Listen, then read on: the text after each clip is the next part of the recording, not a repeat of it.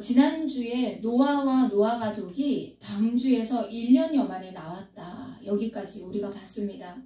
그리고 그들이 무엇을 했습니까?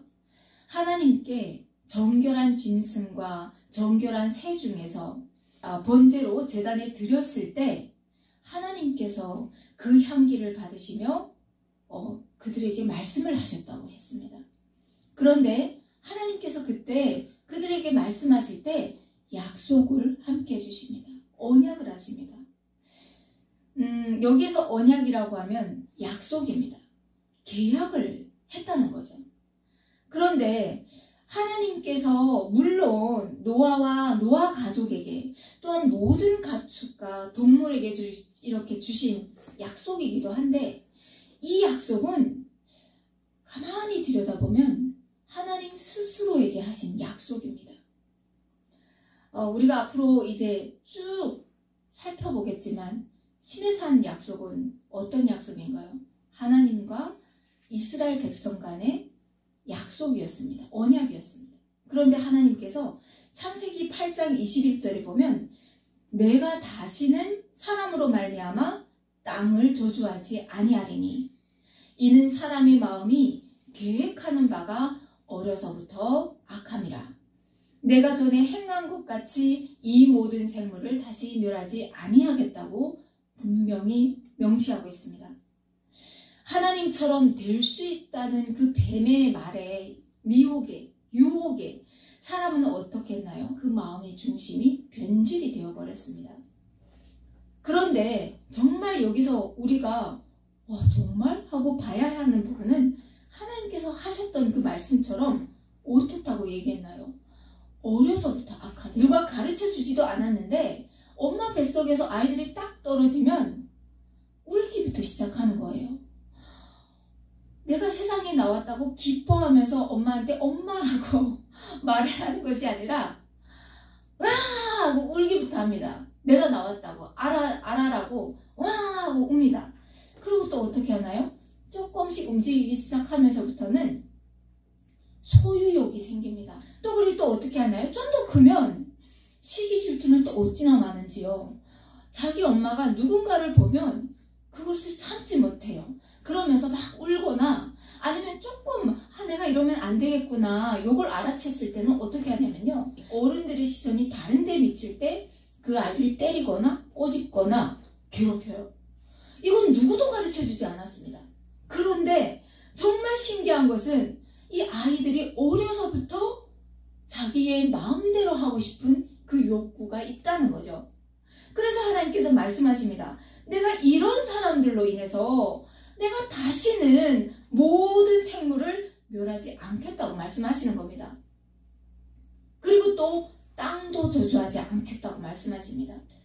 그러니까 하나님께서 이 약속은 너희들이 어떻게 하면 내가 이 약속을 지킬게 라가 아니라 사람의 마음이 그렇게 어려서부터 악하기 때문에 내가 그 변질된 사람의 마음으로 인해서 그 주변의 모든 것들을 멸하지 않겠다라고 스스로에게 지금 하나님께서 약속하시는 겁니다. 그러면서 또 하나님께서 무엇을 허락하셨습니까? 모든 산동물은 너희의 먹을 것이 될지라 라고 말씀하십니다. 채소같이 내가 이것을 다 너희에게 주겠다라고 말씀하십니다. 그러면서 또 뭐라고 말씀하십니까? 너희는 생육하고 번성하며 땅에 가득하여 그 중에서 번성하라 라고 다시 한번 말씀하십니다. 하나님은 사람들에게 크게 뭔가를 바라시는 분이 아니세요. 오직 한 분뿐이신 하나님을 바라보면서 그분을 경배하면서 그분을 경외하면서 이 땅에 충만하게 하나님 나라를 확장해가는 것이 사람의 본분입니다. 그게 다예요. 그래서 그냥 하나님께서 명령하신 생육하고 번성하면서 하나님의 영광을 드높이는 것이 사람이 해야 할 일입니다. 어렵지 않죠. 어렵지 않아요. 그런데 인류를 보면 그렇게 못 살고 있습니다. 하나님께서 이 언약의 증표로 뭘 주십니까? 늘 언약에는 증표가 나오는데 그 언약의 증표로 무지개를 주십니다. 무지개. 무지개를 주셨다는 것은 그 전에는 무지개가 없었다는 얘기겠죠. 그러면서 하나님께서 그러면 왜 무지개를 증표로 주시냐? 그거죠. 사람은 어떤 것을 쫓습니까? 보이는 것을 쫓습니다. 보이는 것을 쫓고 자기가 믿고 싶은 것을 믿는 것이 사람의 본성입니다. 그러니까 하나님께서는 내가 다시는 물로 홍수로 너희를 심판하지 않을 거야. 이 증표로 사람들의 눈에 늘 보이는 비가 오면 또 홍수가 나는 것이 아닌가? 우리는 또 죽는 것이 아닌가? 하고 그 두려움에 떠는 사람들을 향해서 보이는 무지개를 보여주심으로 말미암아 하나님께서 내가 너희들을 늘 지켜보고 있어. 내가 너희들에게 그 한 약속을 나는 꼭 지킬 거야. 라는 증표로 무지개를 주셨다는 거죠. 그리고 하나님은 이 약속은 영원하다는 증표로 주셨습니다. 이게 지금 몇천 년 전에 주신 말, 이렇게 있었던 일인데 지금도 우리는 어떤가요? 하늘을 봤을 때 무지개를 볼 수가 있습니다. 어제도 오늘도 내일도 동일하신 분이시라는 것을 우리는 이 말씀을 통해서 알 수가 있죠. 그리고 하나님은 또 이 말씀을 통해서 무엇을 말씀하시냐면요. 너희들이 어떠한 행동을 할지라도 그 결과가 하나님이 보시기에 정말 마음에 안 들고 때로는 막 진멸하고 싶은 그때도 하나님은 이 약속을 신실하게 지키실 것이라는 말씀을 내포하고 있습니다. 그래서 우리는 어떤 분을 믿으십니까? 신실하신 하나님을 우리는 신뢰하고 믿는 겁니다. 자, 이렇게 하나님께서 언약도 주셨고 그 증표도 무지개를 주셨습니다. 그러니 이제는 노아 가족들이 온 땅에 충만할 이런 일만 남았습니다. 노아 가족들이 하나님께서 홍수로 심판하지 않는다고 하셨지. 이제는 우리가 열심히 살자 하면서 번성하기 시작했겠죠. 그런데 성경 말씀에 보니까 우리가 방주에 들어갈 때 사람들을 분명하게 기억하고 있습니다. 노아와 노아의 처와 그리고 세 아들과 세 며느리가 올라갔습니다. 그렇게 8명이 올라갔는데 말씀에 보니까 지금 방주에서 언급이 안 되었던 한 사람이 등장을 합니다. 그가 누굽니까? 함의 아들 가나안이 등장을 합니다. 특별히 가나안을 지금 콕 집어서 하나님께서 말씀하고 있습니다. 왜일까? 가나안은 대체 누굴까? 우리가 함께 성경 속으로 들어가 보겠습니다. 솔로몬이 이런 고백을 했습니다. 이미 있던 것이 후에 다시 있겠고 이미 한 일을 후에 다시 할지라 해 아래는 새 것이 없다라고 솔로몬이 고백했습니다. 노아도 홍수에서 나온 이후 어떻게 했을까요? 홍수가 있기 전에 했던 그 농사일로 밭도 일구고 씨앗도 심고 그리고 또 수확도 하면서 그렇게 살았을 겁니다. 오랜 세월이 흘렀습니다. 사람들이 온 땅에 퍼졌다고 성경은 기록하기 시작합니다. 사람의 수가 늘어났다는 거겠죠. 노아는 여느 때와 같이 포도를 심고 그 열매로 포도주도 만들고 또 예전처럼 술도 만들었습니다. 그랬는데 노아가 술을 먹고 취했습니다. 그리고 실성을 했는지 옷을 벗었습니다. 옷을 벗었는데 심지어 다 벗었습니다. 일반적으로 우리가 어떤가요? 아버지의 실수를 보면 어떻게 하죠? 보통은 자녀들이 그 아버지의 실수를 덮으려고 합니다. 덮으려고 하는데 문제는 이 함은 그러지 않았다는 거예요. 이 함은 그렇게 하지 않고 이 사실을 자기 형제들인 셈과 야벳에게 아버지의 행동을 비난했습니다. 아버지가 어떻게 저럴 수 있어? 창피해 하면서 아버지를 비난했습니다. 근데 오늘날 우리가 이 문구를 봤을 때, 이 말씀 구절을 봤을 때 어떻게 생각합니까? 아니, 술 먹고 취할 수도 있고 또 실수할 수도 있고, 아니 그 치기에 옷을 벗을 수도 있지. 그게 뭐 큰 잘못이야. 이렇게 생각할 수 있습니다. 오늘날의 우리의 문화를 보면 이게 전혀 큰 문제거리가 안 되는 그런 하나의 사건처럼 보입니다. 그런데요, 이 문제는 그렇게 쉽게 볼 수 있는 문제가 아닙니다. 왜죠? 인류가 왜 멸망했는지 우리는 봤습니다. 인류가 멸망한 것은, 가장 기본적인 것은 남을 탓하고 남을 비난하고 남을 죽여서라도 내가 살려고 하는 그 인간의 본성, 하나님께서 만드신 그 질서를 다 거스르는 일들로 차고 넘쳤던 것이 그 노아 홍수 이전의 사람들의 문화입니다. 그래서 하나님께서 내가 창조했던 세상은 이것이 아니었노라고 다시 그 의인의 가족을 일으켜서 다시 하나님의 나라를 확장해 나가려고 하셨던 것이 하나님의 계획이었습니다. 그런데 지금 그 인류가 멸망했던 그 이전의 인류의 악한 모습을 단절되지 못하고 지금 이어지고 있는 겁니다. 함은 아버지의 치부를 가려주기는커녕 나와서 막 비난했습니다. 심지어 그 아버지의 치부를 온 가족에게, 모든 사람에게 드러낼 뻔한 이런 과오까지 범했습니다. 그런데요, 성경은 너무너무 이게 신기한, 미스테리한 이런 사건들로 계속해서 이어집니다. 이 일로 누가 저주를 받습니까? 함의 아들이 저주를 받습니다. 함의 아버지를 비난했다고 하면 아버지가 누구를 저주해야 됩니까? 아들을 저주해야죠. 그런데 그 손주를 저주합니다. 그러면서 18절에 함을 가나안의 아버지라고 밝혔던 이유가 그 가나안의 존재를 드러내기 위한 하나의 단락이었던 거죠. 성경에서 그 사람의 이름을 밝혔다는 것은 분명한 의도가 있기 때문이죠. 가나안, 너는 저주를 받아 그의 형제의 종들의 종이 되기를 원하노라 라고 노아는 지금 예언을 해버렸어요. 그런데 또 신기한 것은 이 함이 자기의 아들을 그렇게 아버지가 저주를 했으면, 아버지 어떻게 손주에게 그렇게 심한 말씀을 하십니까? 아버지 그 말을 거두어 주십시오 라고 얘기를 해야 되는 거 아닙니까? 그런데 함은 이런 아버지의 저주에 단 한마디도 토를 달지 않고 있음을 보고 있습니다.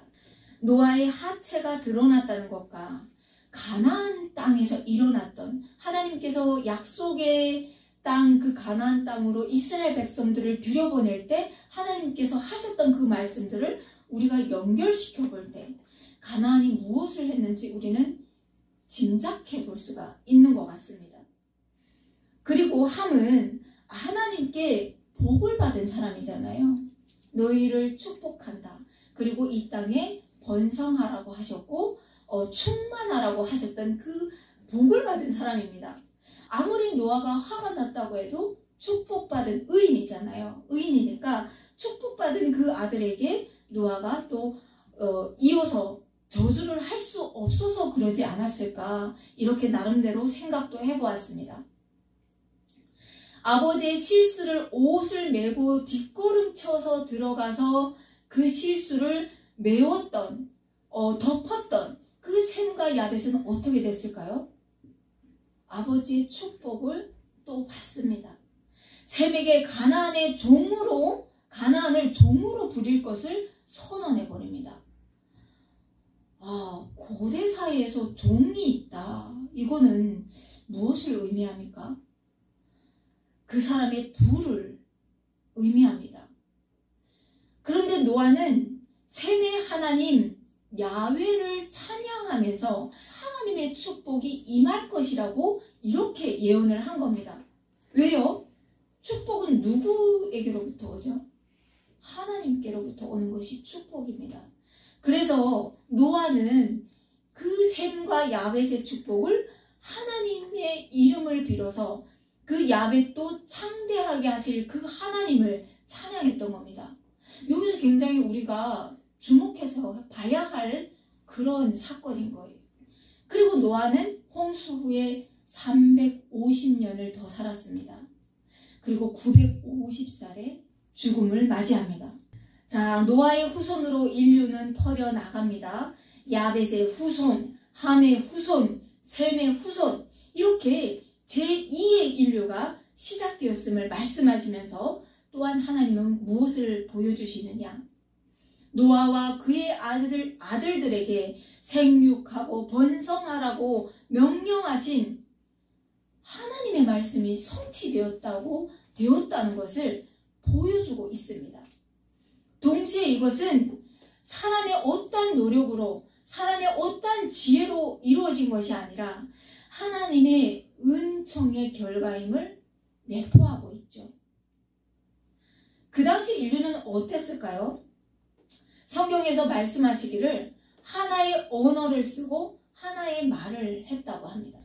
그런데 문제는 이들이 동방으로 옮기다가 시날 평지에 정착을 합니다. 그리고 거기에서 무엇을 했느냐? 벽돌을 만들고 견고히 구워서 바벨탑을 쌓기 시작하는 겁니다. 와, 그 당시에 지금의 건축 기술과 맞먹는, 오히려 지금의 건축 기술보다 더 발달한 그런 건축 기술이었을 수도 있습니다. 아주 높이 바벨탑을 쌓기 시작합니다. 정말 대단한 문명을 가졌음을 우리가 직감해 볼 수가 있죠. 진흙을 대신해서, 욕청으로 진흙을 대신했다고 합니다. 그리고 성읍과 탑을 건설하여서 그 탑 꼭대기를 하늘에 닿게 하여서, 문제는 무엇을 하느냐? 하나님, 우리에게 이렇게 지혜를 주셔서 너무 감사합니다. 하나님의 이름이 온 땅에 충만하게 하소서 라고 선포한 것이 아니라 우리의 이름을 내자, 우리가 온 지면에 흩어짐을 면하자 라고 지금 선포하고 있는 겁니다.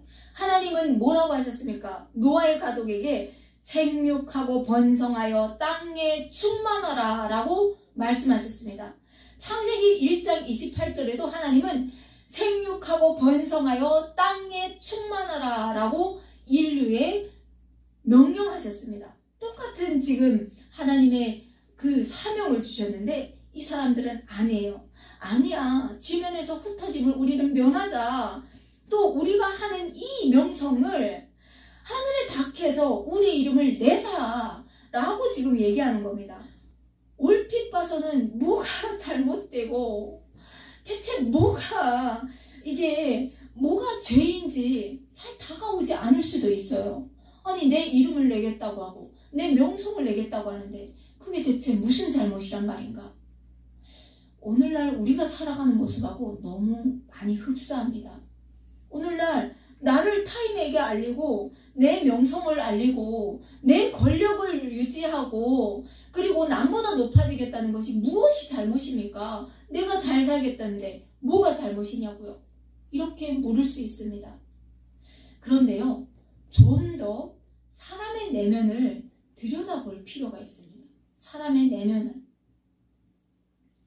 왕이나 권력자들, 또 우리 개개인을 들여다봤을 때 우리가 권력을 갖고 싶고 명성을 얻고 싶어 하는 이유는 왜일까요? 가장 심리적인 그 안에는 무엇이 있냐면요, 나를 다른 사람에게 과시하고 싶은 욕구가 있습니다. 잘 사는 사람도 하루에 3끼를 먹고요, 가난한 사람도 하루에 3끼를 먹어요. 먹는 것은 거기에서 조금 좋은 것을 먹는 것과 그냥 일반적인 것을 먹는 것에 불과합니다.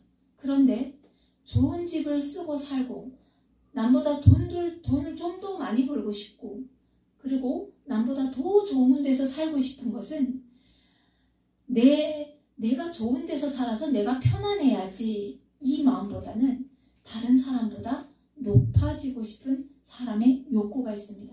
나 이렇게 살고 있어 과시하고 싶은 욕망이 있습니다.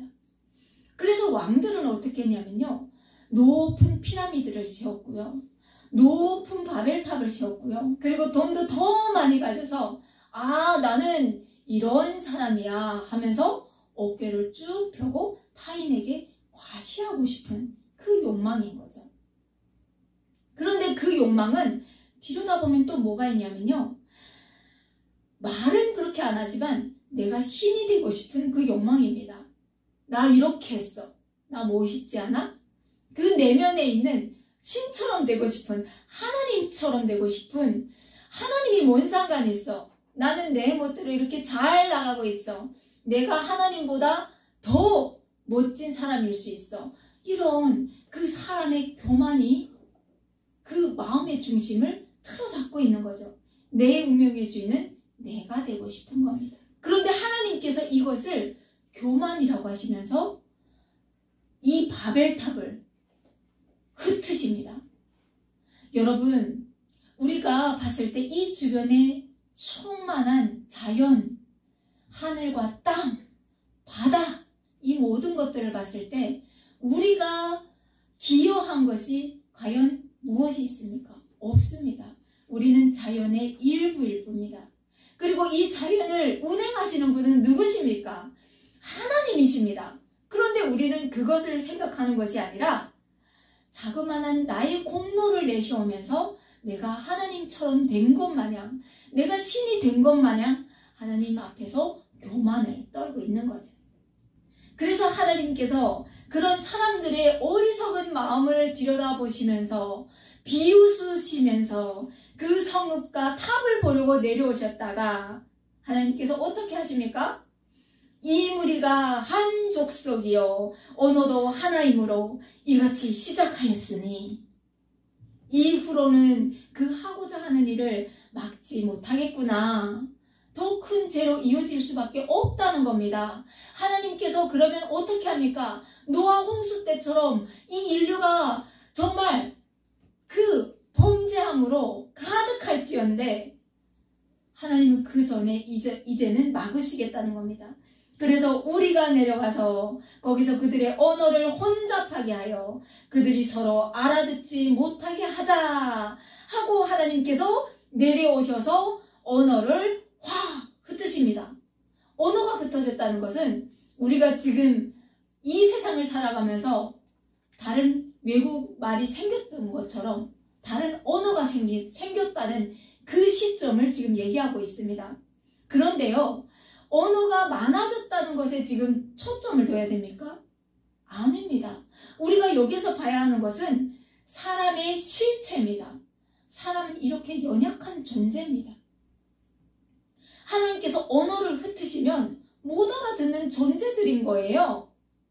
뭔가 바벨탑을 쓱쓱 쌓고 올라가잖아요. 그런데 하나님께서 언어 하나를 다 흩으시니까 바벨탑 쌓기를 중단할 수밖에 없는 겁니다. 나무를 줘 하는데 저기에서는 벽돌을 듭니다. 뭐라고? 도저히 알아 못 듣는 거예요. 건설이 진행이 되지 않습니다. 자, 그리고 무엇을 또 보게 하십니까? 하나님의 능력을 보게 하십니다. 아무리 그 생각이 지혜롭고 의지가 강해서 이를 진척해 나간다고 해도 하나님께서 흩으시고 하나님께서 허락하지 않으시면 아무것도 할 수 없는 존재가 바로 누구라고요? 사람입니다. 사람. 그래서 바벨탑은 멈췄습니다. 바벨탑을 멈췄고 그때부터 사람들은 어떻게 했느냐? 언어가 통하는 사람들끼리 흩어지기 시작했습니다. 중국어가 막 통해요. 그러면 우리 저기 가자 하면 언어가 통하잖아요. 그러니까 저기 가고 또 저쪽에서 우리 한국 사람들도 언어가 소통하는 사람들끼리 흩어져 가서 이렇게 정착을 하기 시작했다는 거죠. 그리고 무엇을 했느냐? 그들이 부락을 만들고 동네를 만들고 공동체를 만들고 그리고 민족이 되고 나라를 세우기 시작합니다. 그런데 하나님을 떠난 사람들의 삶이 얼마나 어리석은지 그 끝이 생명을 쫓는 것이 아니라 사망을 쫓는 겁니다.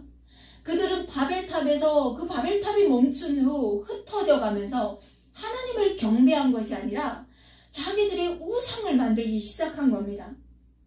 자기들의 쾌락을 쫓는 겁니다. 자, 그러니까 하나님과 상관없는 민족이 뿌리내리기 시작하고 번성해 가기 시작합니다.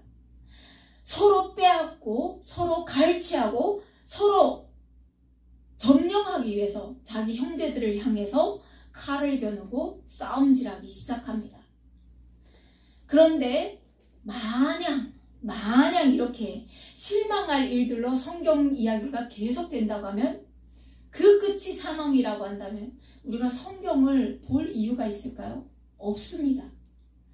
하나님께서는 그 실망 속 사건들 속에서 하나님께서 한 의인들을 끝까지 살리셔서 하시는 하나님의 일들을 우리로 하여금 보게 하십니다.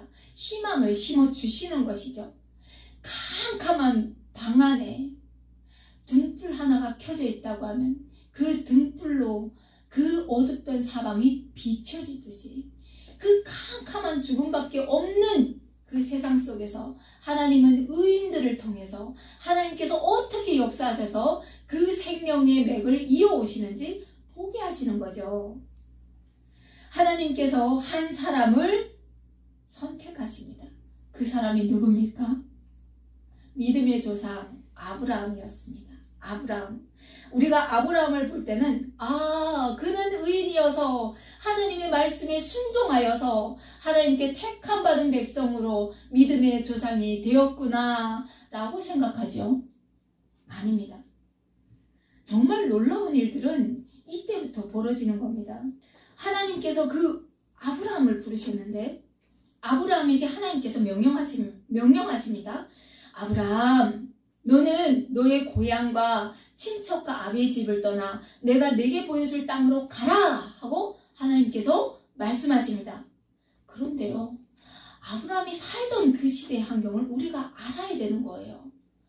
아무것도 가진 것 없는 가난한 사람이 하나님의 명령을 쫓아서 말씀에 순종해서 간 것이 아니라 아브라함이 살던 그 시대는 정말 그 문화권은 말할 수 없이 발전되어 있는 그 문화권이었다는 거예요. 이미 바벨탑 시대는 달과 별을 숭배하던 시기입니다. 우상 종교가 이게 정말 깊이 넓혀 나갔던 그때입니다. 여호수아서 24장 2절에 보면 여호수아가 이렇게 말합니다. 모든 백성에게 이르러 이스라엘 하나님 여호와의 말씀에 옛적의 너희 조상들 곧 아브라함의 아비 데라가 강 저편에 거하여 다른 신들을 섬겼으나 내가 너희 조상 아브라함을 강 저편에서 이끌어냈다라는 말씀을 명시하고 있습니다. 아브라함 이전에 벌써 높은 바벨탑을 쌓았습니다. 그냥 목축으로 쌓은 것이 아니라 벽돌을 구워서 이 바벨탑을 견고하게 쌓았던 그 시대입니다. 그리고 이 갈대아 우르 지방에서 발굴된 아브라함의 그 집터들을 보면 정말 어마어마합니다. 구운 벽돌을 일단은 사용했고요. 10개 또는 20개의 크고 작은 방들을 갖추고 있었던 그 아브라함의 집터들을 볼 수가 있는 겁니다. 그러면 뭐죠? 그들은 잘 살았던 집안인 겁니다. 그런데 우리도 그렇잖아요. 이 땅에서 뭔가를 많이 부를 축적하고 살다가 보면 하나님께서 그걸 다 버리고 날 따라 오너라 했을 때 그 말씀에 우리는 몇 %나 아멘으로 순종할 수 있느냐는 거죠. 그런데 그 아브라함은 이미 하나님께서 그 명령하실 때 그 모든 것들을 내려놓고 하나님의 말씀에 순종했다는 겁니다. 그리고 또 한 가지는요. 동시에 그들이 우상을 섬겼다고 하면 하나님의 말씀에 얼마나 우매했고 정말 얼마나 부패했던 시대인지를 알 수가 있는 거죠. 남들이 다 우상을 섬기면서 막 번영해 갈 때 아브라함은 우주 만물을 창조하신 하나님을 찾았고 하나님을 경배하는 그런 사람이었다는 거예요. 이거는 우연히 생겨난 천지 만물이야. 이거는 소나무는 우연히 생겨난 거야. 그래, 이거는 하늘은 우연히 열렸어. 우연히 파랗게 됐고, 우연히 땅은 생겼고, 우연히 바다가 생겨서 바다에 물고기가 저렇게 헤엄쳐 다니는 거야. 이렇게 생각한 것이 아니라 아브라함은 분명히 이것은 누군가가 만든 창조주가 있어 라면서 여호와 하나님을 찾았던 사람이라는 거죠. 그런 사람에게 하나님께서는 어제도 오늘도 내일도 동일하게 말씀하신다는 거죠. 전혀 앞이 보이지 않는, 어디로 가서 내가 너에게 어떻게 해줄 것이며 너와 어떻게 동행할 것이며 너의 앞날은 이럴 것이야 라고 그 당시 갈대아 우르에서 떠날 때 아브라함에게 말씀하지 않으셨다는 거예요. 그러니 그 앞날이 얼마나 희미합니까? 보이지 않는 아브라함에게 하나님께서는 말씀하셨는데 의인인 아브라함은 그 하나님의 말씀에 순종해서 떠났다는 거죠. 죄악이 관영했던 그 시대에 노아에게 배를 짓게 하셨던 하나님은 아브라함을 불러서 하나님의 나라를 건설하는 그 터를 놓으셨다는 거죠. 그 터를 어떻게 놓으셨는지 그 과정은 다음 시간에 이어서 하도록 하겠습니다. 정리하겠습니다. 노아 홍수 사건과 오늘 이어서 본 바벨탑 사건은 하나님께서 죄악을 얼마나 싫어하시고 또 거부하시는지를 우리로 하여금 보여주게 하는 사건입니다. 빛을 만드시고 좋았더라.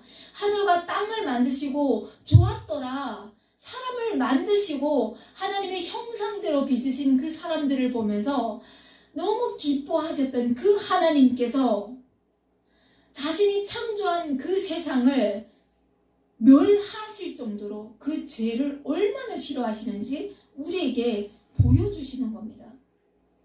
이것은 오늘을 사는 우리에게도 죄를 범하지 말라고 하시는 준엄한 경고이기도 합니다. 내가 하나님처럼 되고 싶은, 그래서 창조주에게 도전하는, 반역하는 역사가 바로 인류의 역사입니다. 계속 성경을 통해서 볼 텐데요. 그러나 하나님은 늘 그 속에서 생명을 말씀하고 계십니다. 그리고 남들이 따라가는 그 세상의 순리에 순종하지 않고 오히려 그 말씀을 붙잡고 있는 그들에게 영생을 약속하고 계시는 하나님이기도 하시죠. 단절되지 않은 그 죄악을 하나님께서는 무엇으로 끊으셨는지 우리가 날마다 이 말씀을 통해서 계속해서 보도록 하겠습니다. 이 한 주도 하나님께서 여러분 한 사람 한 사람과 함께 동행하시면서 그 사망의 길이 아니라 생명의 길로 인도하시길 소망하면서 하나님께 감사 찬양으로 나아가도록 하겠습니다.